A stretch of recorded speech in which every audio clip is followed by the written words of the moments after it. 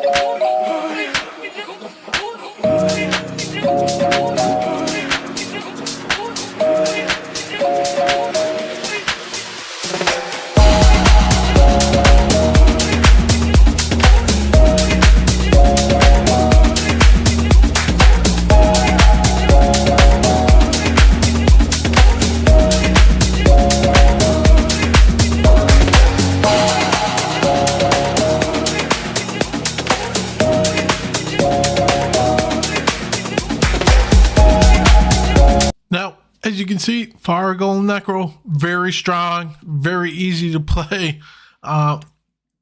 So far, it's my favorite build this season. And every season, I usually play Summoning Necro to some degree, whether it's mages, a Leorix build. And so far, the Golem build has been so much fun. And some people like it, some people don't, because of how easy it is. All you do is teleport and recast bone armor. That's it. It's that simple, and it's not very hard to make. It doesn't require that high investment. It's totally up to you. Right now, I got about 6,000 damage in Fire Golems. That's pretty high. Usually, if you're getting around at least 5.5k, you're doing pretty good. I've seen some as high as almost 7,000. So you can get it up there. But that's it for this video, guys. Thanks for watching. Hit the subscribe, and I'll see y'all in the next one. Peace.